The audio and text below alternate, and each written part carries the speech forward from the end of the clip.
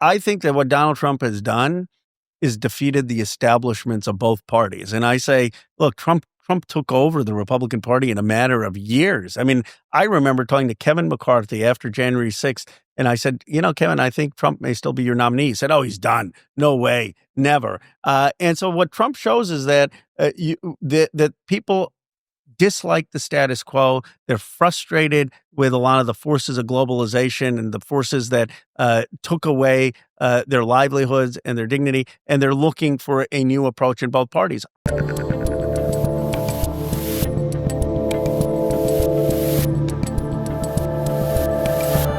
All right, Congressman Ro Khanna, I have to say, I'm going to repeat what I just said to you privately. I'm very, very happy to have you here and have this opportunity to chat with you, because I can't get many Democrats to talk to me. And I don't get that. Yeah. Do I seem scary to you? You look fine so far. I'll let you know at the end of the interview. But, our country was founded on spirited debate, a clash of ideas. I just don't get why we've all been in our own silo. So I appreciate your having me on. Yeah. Well, look, I often talk about you on the show, and I say you're on my kind of short list of sane Democrats. I do obviously want to do a little autopsy on what has happened to the Democrat Party. Right. I was a Democrat for most of my life. That. The last two Democrats, we did a little digging before you came in. The last two Democrats I've had on my show were Bobby Kennedy, who ran as a Democrat, no longer a Democrat, and Tulsi Gabbard, who only 4 years ago was ran. a Bernie Sanders supporter. Right. And now Bernie's not too thrilled with her. So to that point, let's do the broad stuff first, and then we'll get into some of the specifics. What is going on with the Democrat Party at the moment? For some reason, we have become the party of defending institutions and the status quo, and we got painted as the party of military interventionism and war. Both are a mistake. We have to recognize that people are really angry, righteously angry, at what's happened to this in this country for the last 50 years. Their jobs snatched from them, offshoring, the decline of the working and middle class, and a foreign policy blob that has gotten us into a lot of overseas wars that weren't in the American interest. And so the single biggest problem of the Democratic Party is we can't be the party of the status quo. We've got to be a party of change and transformation. So how did that happen then? Because and we'll dive into what's going on right now, literally just blocks from us, where, right now, Elon Musk and Donald Trump and this administration are trying to just, as I see it, open the books and figure out what's going on with our spending. And you've got Democrats outside of these buildings saying basically, no, don't go in there, don't look, and have no idea what's happening with our government. Well, look, I was one of the Democrats, and I've known Elon for many, many years. I was one of the Democrats when he was appointed who said, okay, if you're going to expose wasteful spending, if you're going to expose the projects that we shouldn't have and have more competition, fine, let's work on that. But start with the Department of Defense, that's 56% of the federal budget. Where Elon and I have parted and had a conflict is on the Constitution, and we can get into it. Sure. I think, okay, if he's got all of this exposing sunlight, why not just come to Congress, force us to take up or down votes? If he thinks that $50 million is going for reproductive care or something, say, kind of vote on it, up or down. Why is he doing it? What is it that you have to vote on? I mean, we are, at least from what I understand, at the USAID portion of this, I mean, these are real numbers. What does he have to go to Congress for to figure out there? Well, he's got to go to Congress to say, if you've appropriated something, if we already have laws saying that we're spending this money and he wants to have that money cut, he should come to Congress and say, look, here are the places that the spending is wasteful, and vote on it. And if I vote for that wasteful spending, it will put me my constituents will hold me accountable. But I think the problem people have right now is there's this sense that he's going to be making these decisions unilaterally. So do you agree with what they've basically exposed, that the spending is somewhat ridiculous? I agree that they've exposed certain things that have been wasteful, but I don't think they've taken on the holy grails or the big items yet. I mean, the USAID, we can discuss what should or shouldn't be in there, but the vast majority of spending, as you know, in the federal government is the Department of Defense, right? 56% of discretionary spending. I'm waiting to see what they come up with there. Sure. But is the argument that you think that they won't come up with anything there, or that You just don't like the order that they're doing it in. I've heard some other Democrats say that basically, like you should go to defense first. I mean, to me, they're dealing with some of the easy stuff first, that we don't need to be funding, trans comic books in Peru, which quite literally USAID was doing. And then you get to it. So is it really an ordering issue for you? Well, look, it's a question of what are they just going after things that are low hanging fruit on politics? Or are they actually going to go after the place where there's most wasteful spending? But I give them look. They won the election. They get to decide what they go and expose first in the order. My problem is the constitutionality of it, which is okay. You're coming up with these findings. Have the confidence to come to the American public, go in front of our oversight committee or whatever committees, share your findings, tell Johnson, you have Johnson as the speaker, to have up or down votes in all of this. Sure. But so is that not what you think ultimately will happen here going forward? That they'll expose this stuff first, and that will inherently make Congress tighten the belt on some of these things and not do them going forward? I think what spooked people is the stopping or pausing of payments. I mean, what really got the country, in my view, upset was when they had for a few hours, like the portals on Medicaid funding stopped. Now, I'm not a sensationalist. They open those portals, and right now, the Democrats need to be careful on what's actually happening and not just make up sensational things. But they have paused certain types of funding. They paused, for example, the NIH grants, not the direct cancer research, but the funding for the infrastructure to do that research. Those are things that they need to come to Congress for. For example, in the NIH, I would vote for the funding of helping the clinician who's doing cancer research have his electricity and infrastructure paid for. Now, if Musk wants to argue why that shouldn't be the case, make that argument in Congress. Sure. So is the argument really that what they are doing now is unconstitutional? Is that really what the argument is? That is my your problem. Contention is that it's unconstitutional. Now, in fairness, there are conservatives who believe that that the Constitution, that Congress's power is simply to set a maximum level, right?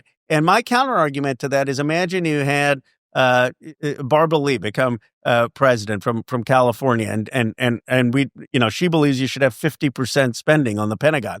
Now she's president. Congress has a $900 billion Pentagon budget, and Barbara Lee says, okay, I only want to spend $300 billion of it. I think that there would be outrage in this country. So Congress, in my view, doesn't just have the power to set the mandate maximums. It has the power of the purse, and this will go to the Supreme Court. Guys, I started this show to uncover what's really going on in the world. But now that Trump is officially back in office, we can expect more agenda-driven narratives and outright manipulation from the mainstream media. That's why I've partnered with Ground News. Unlike other platforms, Ground News doesn't publish stories or push narratives. Instead, it's an independent app and website that aggregates every source on a story so you can compare coverage and see through the media spin. It's easy to use. Swipe through the coverage tag to show whether it's driven by liberal corporations or independent conservative voices. My favorite feature is their blind spot feed, which highlights important stories the left and right aren't covering. It's a game changer for building trust and transparency in the media. I use Ground News to ensure that I'm providing my viewers with reliable, unbiased information, and now you can too. For a limited time, get their unlimited access Vantage plan for nearly 40% off. Just go to ground.news/Rubin or scan the QR code to subscribe. Supporting Ground News doesn't just give you the tools to think freely, it also supports independent voices like mine. Ground.news/Rubin. Get 40% off today. So when I see some of your other colleagues or some of the people in the Senate, so Elizabeth Warren or Bernie, and they're outside USAID, and the optics of it, I think, are they don't want anyone to see what the government is doing. From what I understand, you're basically saying it's okay to open up the books and look at all of this stuff, but then bring it to us and we will deal with the spending accordingly. So this is, again, where I think the Democrats, because they're so hysterical so often, if there's a constitutional issue to be fought here, your position makes sense to me, where they seemingly want to hide all of what we're exposing right now. Well, this is why initially, and I got criticism from my own party when I said that there is waste in government, that we shouldn't be the party that says we are for all government spending. I'm a progressive. I want to expand certain government funding. It's more important for me to be able to convince the American public that funding is going to be effective. And so that's why I initially expressed a willingness to work together. It's the pausing of payments that really had me break and express concern. If they want to come to Congress and they want to expose things, fine. I mean, that's helpful to have more transparency. Yeah, I think the basic argument on the other side, and I'm trying to do this as a fair interviewer, and also people know my opinions on all of these things, but I brought you in to hear your opinions. I think the counter argument to all of that, in essence, would be this thing is so broken, it's so obviously wasteful, it's so deeply corrupt, it's so across every institution that there's no way to break it properly in like the most proper way.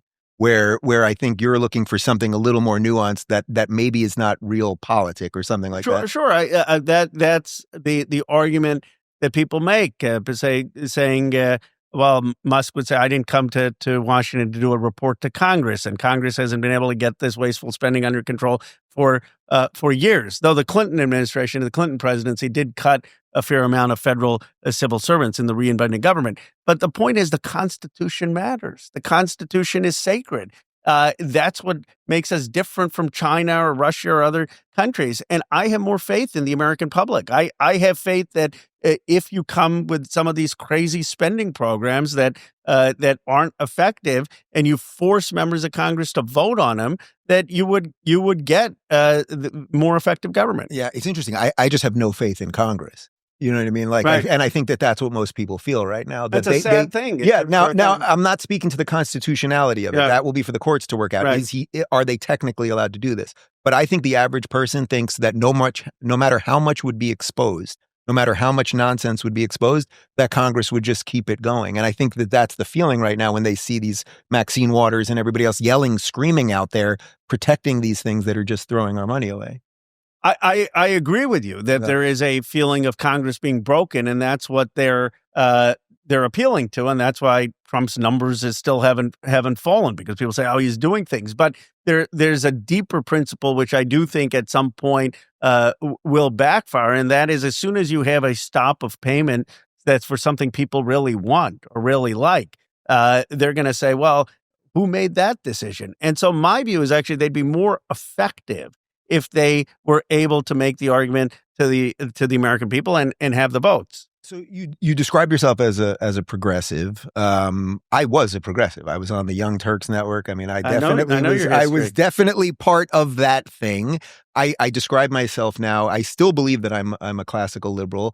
But I think liberals and progressives have very little to do with each other. Unfortunately, I think that the old school liberal, I think someone like JFK would be in essence, a modern Republican. I think he would be a Trump-like Republican now and would not like what the Democrat Party has turned into. Part of that is that I at this point, I don't certainly think... not on USAID, though, because John F. Kennedy actually started USAID. He started it, but I don't think he wanted this radical lack of transparency that we've had throughout the agency. But that aside for a moment, do you see this tension? I mean, when you're walking around Congress, do you see this tension between the more progressive wing and sort of the woke wing versus whoever might be kind of an old school liberal at this point? And by the way, I don't think there are many. Maybe Fetterman. I don't know who else is left, really.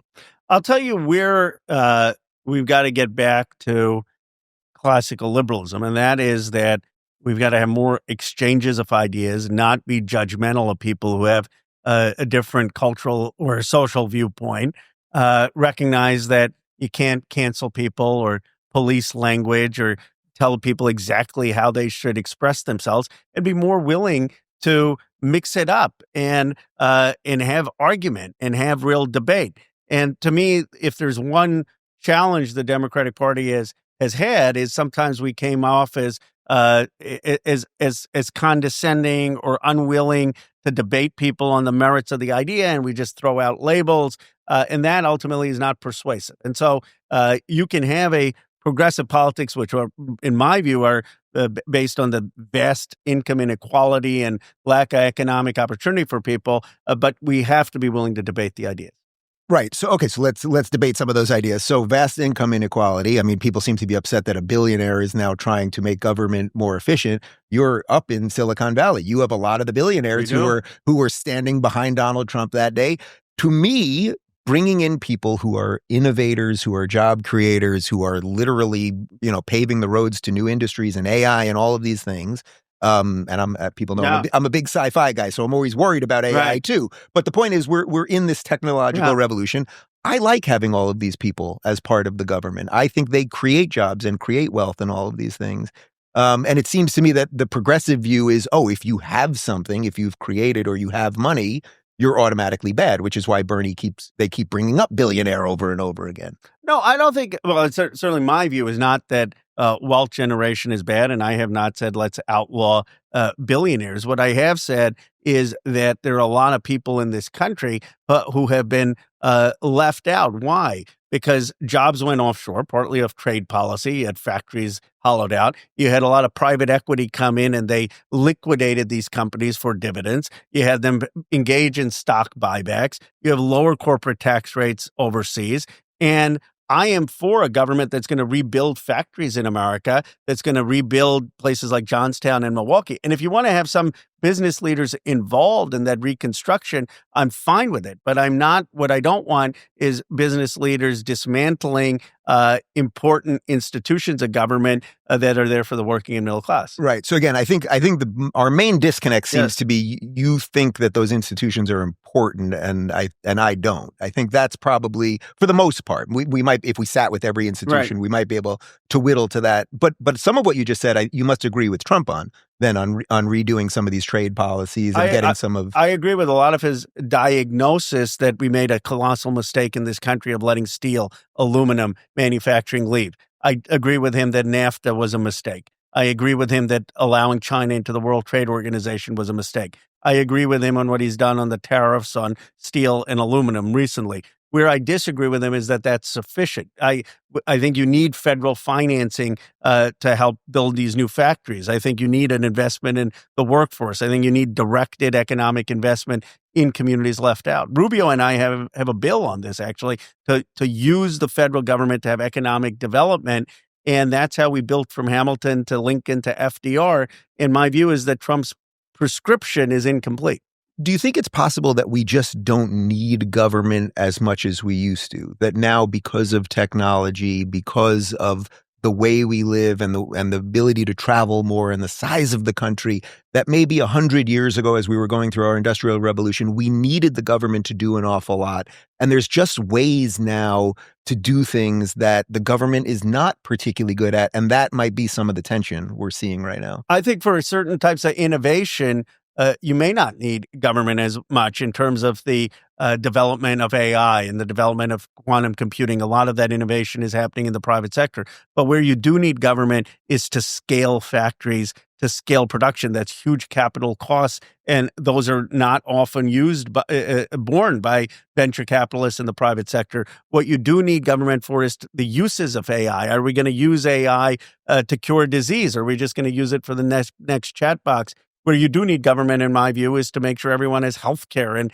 has decent public schools. So I am a big believer that a lot of innovation is taking place, technology is taking place in the private sector. 85% of jobs are in the private sector. But if we're going to compete with China, we need a strong, smart government, not a communist government like China, but a smart, strategic government. We've been told our whole lives that wrinkle creams were the easiest way to look younger. Now, one doctor says that's nothing but old news. According to Dr. John Lake, the world-renowned Beverly Hills beauty expert, most wrinkle fixes on the market are nothing but glorified moisturizers. They hardly make a dent on your appearance, and some can even be harmful to your skin, he said. Recently, Dr. Lake has focused his attention away from mainstream cosmetic practices. Why? So he can pursue a revolutionary anti-aging breakthrough, one that some experts say could empty the wallets of the cosmetic industry. It's almost like Photoshop for your face. You may even be mad after seeing how easy it is to visibly erase your wrinkles from view, Lake told reporters. His personal clients have dubbed his new do-it-yourself technique the age rewinder method because it can take years or even decades off your appearance in under 2 minutes. In light of this amazing breakthrough, Dr. Lake has released a step-by-step video to the public, free and uninterrupted, where he outlines exactly how to use this simple solution from home. You can find out more about this yourself right now. Go to bhmd1.com/Rubin or click the link in the description box below. That's bhmd1.com/Rubin. Again, go watch the video at bhmd1.com/Rubin right now, or just click the link in the description box below. So where are you at on schooling? I'm actually not totally sure. Are you for school choice? I mean, we're seeing the Department of Education kind of be hacked away at the moment.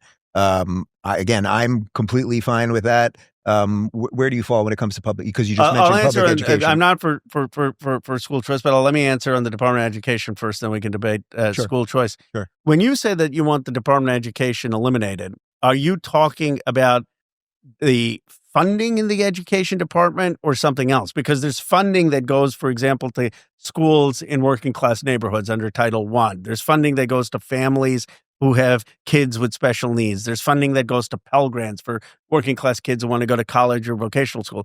Would you keep that funding or not? Well, first, I would say you really do have to look at all of it appropriately, which is what we're doing right now, because just saying we're funding something doesn't mean that the money's being used appropriately or anything else. So that, I think we would agree on that part. So that would be the first part. The second part I would say is I don't know that it needs to be done at the federal level. I think that that's what most people are realizing right now, that if I happen to live in Florida, we have an extremely good, we have no state income tax and have extremely good schools, which it used to be the joke of the country, Florida, because it was all the old people who weren't paying taxes and the schools weren't good. But DeSantis has largely changed that. I think the more you do things at local levels and remove the bureaucracy here, the better things will be for people. Well, so I don't think that there should, I wouldn't make the argument that you should have no directive. You could have a basic directive from the federal government that there are basic things we should be trying to teach, but I think they should be guidelines for the states more than forcing everybody to have one type of education. But I would like to talk about the school choice thing as well. Sure. But we need federal funding, right? I mean, first of all, I don't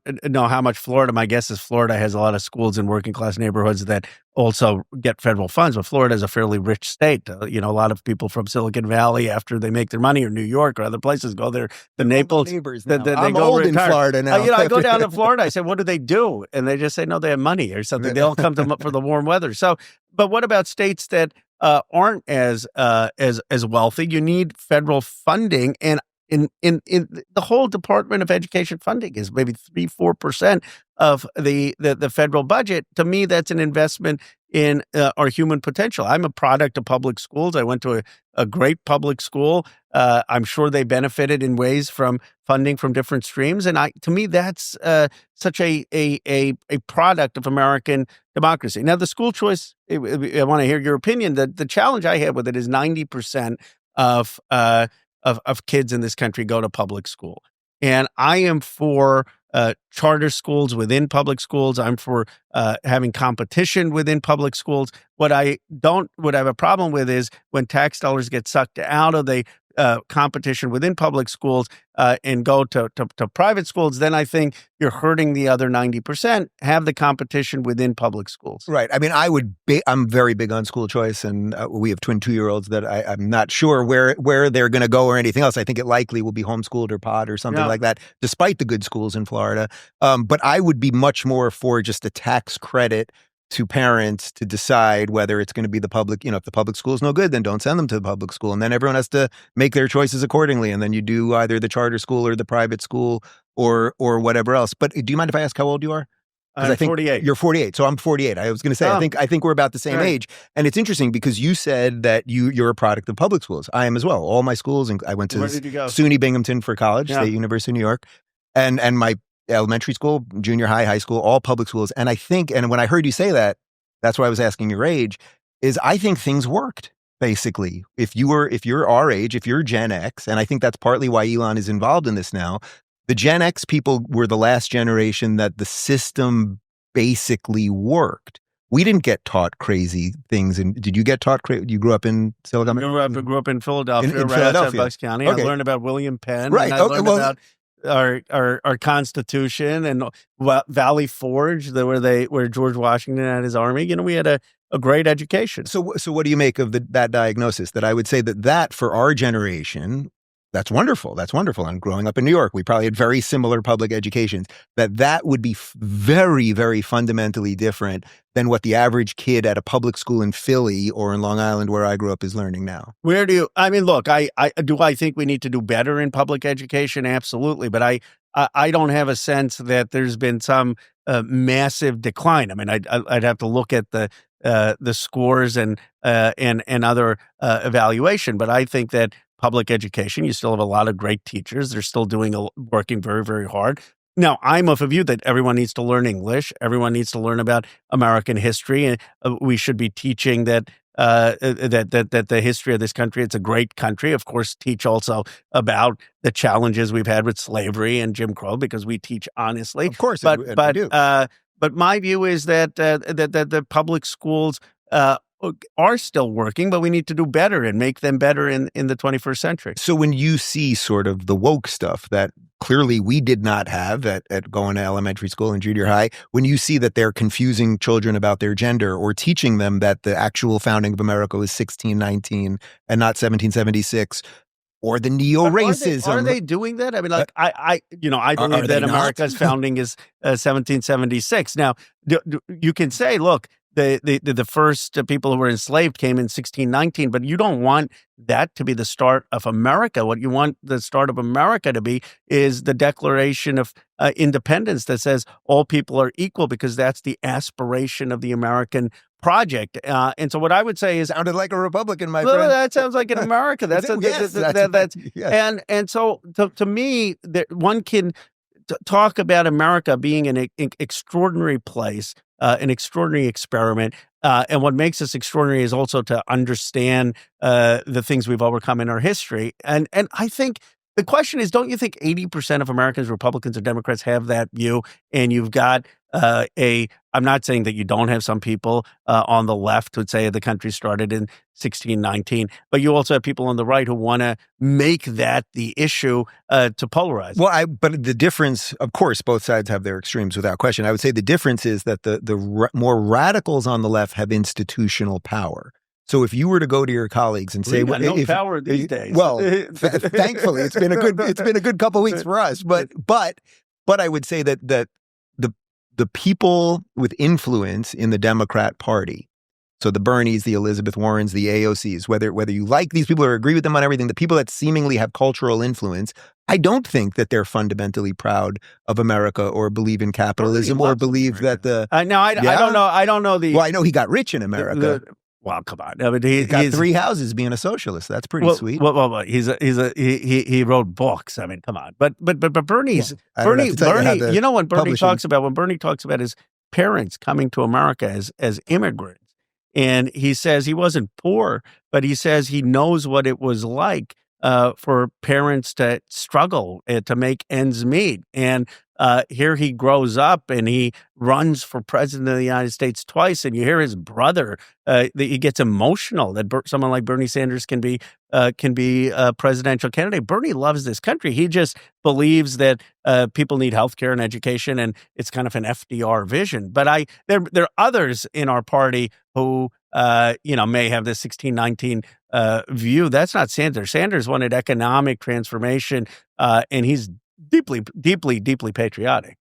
Right. So I don't have the exact same take on him, but I would also say that the revolution is eating him, which is why he's largely irrelevant at this point, other than the kind of screaming with RFK, where he seemingly is defending big pharma, while Bobby's basically like, could we just look into what these organizations are doing? And now you have, in effect, the socialist defending the institutions. He got upset there because for Bobby Kennedy made a point, in my view, that was just unfair. And I'm not, there are things that Kennedy, look, what Bobby Kennedy is talking about, we want to look at our food system and make sure that we don't have too much sugar in our sodas and dyes in our food. Fine. But he said to Bernie Sanders, look, you're getting all this money from big pharma. And the truth of the matter is there are a lot of things you can criticize Bernie Sanders from, but he was not getting money from the pharmaceutical companies. He and I are on a bill that actually would say that Americans shouldn't pay more money than an average person overseas for drugs. The big pharma hates it. He had money coming from a lot of the employees of those companies who worked there because he raised $200 million and some of them were giving $20 or $30. And that's did he not take $1.5 million from big pharma, which was the most that they gave anybody? He ran a campaign that inspired a lot of people. There are people who gave $20, $30, $50, $100 who happened to be working at probably pharmaceutical companies, some big, some not. But his policies were totally opposed by big pharma, and big pharma was spending big money against him. And I think that's what really just upset him, because that's his whole thing, is not to be for big money. And I wish that, I wish there was just a more these weren't gotcha moments, because there are people in our party. Look, when people say, "Oh, look at all the billionaires spending on the Republican side," I said there are more billionaires who spent money Of for course, of for Harris. course. So I'm trying to be fair about it. Sanders is a notable exception. He's more pure than any of us. I still take money from individuals up to $3,300. Sanders has literally never asked for a contribution from any individual. He gets all his money from a grassroots money. A lot of things you can criticize him for. That's not one of them. Right. So I guess then I would want to know what Bobby meant by saying you got more money than anybody, 1.5 million from Big Pharma. And then Bernie's answer was, I got all this money from small people. But Bobby's accusation was you got more from Big Pharma than anybody. Well, he looked up open secrets. Open secrets. Anytime you give money to a politician, you got to disclose your occupation, and Open Secrets had tallied up every single person who had worked. I think that was separate, though. But we don't have to get lost in that. But because Bernie was saying, no, you're just tallying it up, basically. Right. And he was saying, no, you took 1.5 million. That's separate than all the individual donations. But free speech is under attack, but Rumble refuses to back down. Rumble has always believed in empowering voices, no matter how unpopular. And now Rumble's taking that fight to the next level. When major advertisers conspired to pull their dollars, even brands like Dunkin' Donuts turned their backs, labeling Rumble as having a right-wing culture. But Rumble's not here to fit a mold. It's here to defend free expression for everyone. To strengthen this mission, Rumble is launching Rumble Premium, an ad-free experience packed with exclusive benefits for viewers and creators. More than a subscription, it's a stand for free speech. Your voice matters. Join Rumble Premium today. For a limited time, get $10 off an annual plan with promo code Rubin at rumble.com/premium/Rubin. Whether you subscribe or just keep watching, your support keeps free speech alive. Let's turn the tide together. Putting Bernie aside, I don't want to get too lost in Bernie.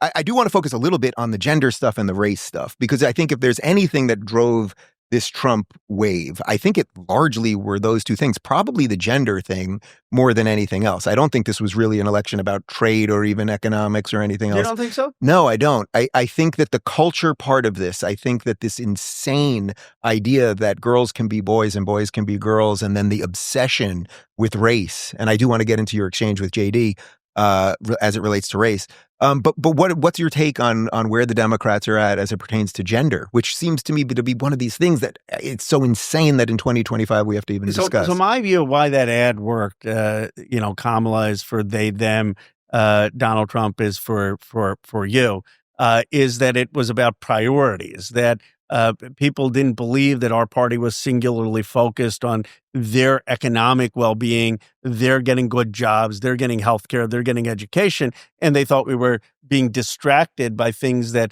affect a small percent of the population. Look, my view is I believe everyone should be treated with dignity and have the freedom to be who they are, but I'm not going to come and be judgmental of people who may disagree with me, but I'm going to stand, in my view, in this country, we aren't cruel. We treat everyone with respect. And if someone wants to identify as the gender they are, then how is that hurting you, or how is that hurting anyone else? Let's focus on what it's going to take to beat China and build good jobs and have healthcare. And my view is that's something that we can agree to disagree on some of these issues respectfully and focus on what's going to matter to most Americans. So I think I'm with you on all of that, but then it begs the question, do you believe that boys can become girls? I believe that people have a biological sex at birth, but I think that there are people who believe that they are misidentified and I choose to identify with a gender, and that's who they think they need to be to fulfill their happiness. And in our country, our Constitution says everyone has the right to pursue happiness. And if that's what they believe, why shouldn't they have the freedom to do that? And we're a kind country, a decent country. Let's not be cruel to people who have that belief. If you don't have that belief for your family, you can articulate that for yourself and your family. Yeah. So I'm actually with you on that. And to me, if you're 18 and you're a guy and you want to put on a dress and call yourself a different name, as long as you treat me with respect, I'll treat you with respect. So I'm with you on that. But you do believe that there are two biological genders and that they're just making a choice. to identify with the other one. I'm trying to clean this up for you a little bit in that. Well, I believe that people. I believe that you're born. You're not actually changing your gender. Well, I believe that you're born, with either an X, usually, but not most times, with an XY chromosome or an XX chromosome. You're born. There's a biological sex. That's what comes on your birth certificate. But there are people who fundamentally believe that their gender, their identity, does not conform with their biological sex. It's called gender dysphoria. It's something that's existed for hundreds of years. And America as a country, for many years, these folks didn't have a choice. In most other places, they were oppressed. But we're a country that recognizes people's freedom. I'm just trying, and this is only because I think this is one of the things that is so screwed up the Democrat Party. So if someone's 20 years old, they were biologically born a male, they're 20-year-old man now, and they do whatever they do to their body. They can do whatever surgeries they want. They take whatever drugs they want. They dress differently. They change their hair, all of those things. You don't believe, or I don't want to put words in your mouth. Do you believe that they've altered their gender? I believe their gender is a woman. That's what they want to be identified as, and that's their gender is their. Do you think they're biologically a woman? Well, their gender is which is what I'm focused on, is what they self-identify as. There's a biological birth, but then there's the gender, and that gender sometimes conflicts with what the biological identity birth was. And in my view, is what we should do is respect people's self-expression of their gender, because it doesn't affect my life. I mean, it doesn't. And in this country, we want people to pursue their happiness. And as you know, we're talking about less than 1% of the population. I guess one of the things I've gotten frustrated with on both sides is, while China is focused on investing in new industry and focused on leading in the world, and on Taiwan, our politics, by your own point, seem caught up in how we're going to treat people who are transgender. Why can't we just agree to give some space and respect, and focus on the things that are really going to affect whether America remains a preeminent nation? Well, I do agree. I do absolutely agree with that. I think the issue really is that it's because so much of this has been taught in schools. I mean, we know there is a social contagion, particularly with young girls. There's a ton of research on this that now are identifying as boys, but it's because so many of them have been taught this in our public schools. What percent is that of young girls that are now identifying as boys? Off the top of my head, I don't know the exact percentage, but Abigail Shrier wrote an incredible book called Irreversible Damage about just that there's a social contagion element to this, where suddenly, because so many kids are being taught in 7th grade health class that you can change your gender. I'm glad to hear you say that you can't change your biological reality, but that it then leads these kids to all sorts of other confusions and everything else. And then we wonder why they're so anxiety-ridden. Look, I think we're talking about a very, very small group of people. My general view is we want to be respecting people and their families to be making these decisions. We don't want the state to be mandating these things, and that we need to. What I'll concede on where my party went overboard is policing exactly the type of language and criticizing people if they happen to not have the right pronoun in an email sign off. And okay, so we don't have to be judgmental about it. On the other side, there are trans kids who just are struggling to survive, and we're not a cruel nation. Just let's have a dignity, respect, and focus on what things can bring us together. Right. Okay. I don't want to harp on this too much longer, but one more thing on this then. So would you want a biological boy at 15 years old to be wrestling or playing basketball with females? What I have said, and we voted on this in the House, and most Democrats voted against a federal ban on transgender kids playing sports in a transgender woman playing in women's sports. There was a bill to ban all of that. I think every Democrat had voted against it but two. And my view is that you were for that or against that? I am not for a ban on a federal ban on transgender kids. Just to clean up the language, so people on a boy on being in girls' sports. On a seventh grade boy who identifies as a girl playing on a girls' soccer team. There was a vote on that in Congress. All Democrats voted against the federal ban except two. And my view is that is a decision that local school districts, that local communities can make, and not every sport is the same. There can be basic standards. If there is if you actually have a physical advantage in a sport, then that standard can be met so that there's fairness. If it's just a seventh grader who's doing this, who's not some great athlete and is doing it for a sense of belonging, that's probably fine, right? And so I guess my view is, why not just have the school districts make those decisions? Why do you need a federal ban? Right. So, okay, I can at least get on board whether it's a federal issue or not. I think that's, do you leave this to the states or whatever? I don't think those, putting aside the skill level, which you're sort of whittling it down to the skill level. I mean, I don't think a boy should be in a girl's locker room, simply put, regardless of their skill level. There's one thing about being playing a sport, and then there's the separate issue of how do we make sure that people have a sense of belonging, and then at the same time that people feel safe and comfortable.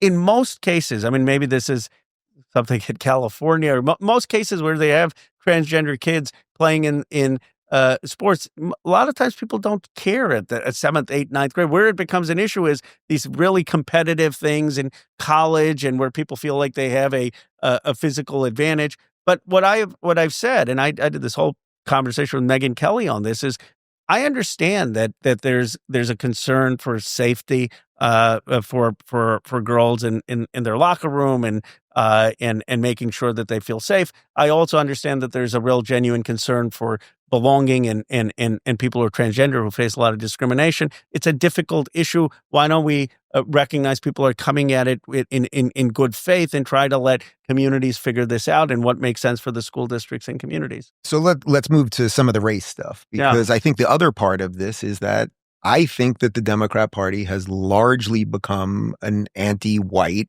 mostly racist party. And I don't like saying that. You could hear the way I said it. I don't like saying it, but I can show you clips. I love Abraham Lincoln. I love George Washington. Well, I'm not talking about you specifically. Yeah. Again, I had you on my short list of Democrats that maybe don't buy into all of this stuff. But I can we play them on my show day after day, of this crop of progressives, AOC, and now Jasmine Crockett seems to be the new one right now. And we hear it from Bernie, and we hear it even from Elizabeth Warren, and all, just this endless assault on white people and white supremacy and all of this stuff. I mean, well, first off, I guess, do you think Donald Trump or Elon Musk or any of these people are white supremacists or racists or anything like that? I've never used that view, and I never speculate on what's in people's hearts. I talk about policy. So let's get into exchange of with the vice president. Sure. So there was a guy, 25-year-old guy, who made social media posts who said to normalize Indian hate, and who said that we should repeal the 64 Civil Rights Act, which says that if you're a private business, you need to serve blacks or whites or Indians. You can't choose to discriminate. And who made comments about eliminating all of Palestine. I do think that person's tweets or social media posts were racist. Now, do I think he is irredeemably racist? No, I think those tweets were racist. I said, if you want to rehire him, I don't think he should be banned from life for a job. I don't think he should be banned from life from a federal government job. I think I'm fine, actually, if you want to hire him today after 3 months of that. And I got criticized for being willing to say that, but he's got to retract those statements, and he's got to have some public apology for statements that I do think were racist. When I put that out, I thought that was kind of the middle ground. Of course, the vice president disagreed. Okay, so we'll put the tweet up. But in essence, what JD said, and I'm roughly paraphrasing here, he was basically saying something that I tend to agree with, which in essence, he was saying that this is kind of shit posting, that people put up all of these crazy things online all the time, and that the idea that this kid was inherently racist or something else, that because he obviously is married to an Indian woman, and you're Indian, so there's a common cause here in like. And I never said that the vice president is no, of course, racist. But I think his broader point was, if we're ever going to move past any of this nonsense, then we have to be very forgiving to kids that grew up with a phone in their pocket in a world that was very different than ours, that say a bunch of horrible crap online. It's just part of life, as opposed to maybe, I don't know, a business leader who said some things privately about race that maybe could be construed differently or something like that. Forgiveness comes with accountability, right? If when I was growing up, if I were to curse out a teacher or get into a yelling match with someone in school, I wouldn't. I would have to apologize. I'd have to take some accountability and forgive. If we just have a society, take away the issue of race. If someone was to make statements that were just deeply rude or insulting, we would want accountability, right? I always thought that was a conservative value. And by the way, it could be on the flip side. Imagine if there was a Democrat who was in the White House and someone made racist statements about white people, and we just said, well, that's fine. We'll just hire him. I mean, I think you want to... But you don't think that happens all the time? I mean, I can give you a long list of Democrat politicians in the last week saying terrible things about white people. And I mean, again, Jasmine Crockett and AOC constantly claiming that white people are white supremacists or bigots or all of these things. I mean, that happens all the time. Turn on CNN, you can see that at any moment. But look, people saying that they ideologically believe that there are certain things that had white supremacy is different than talking about the specifics of white people. Let's normalize hate against white people, right? That's what he basically said. Imagine if he said, let's normalize hate against Jewish people, or let's normalize hate against any group. All I'm saying is have accountability for that. I guess the question in this country is this: can you extend grace? Yes. Can you make sure that we're not calling everyone a racist or a sexist if you disagree with someone?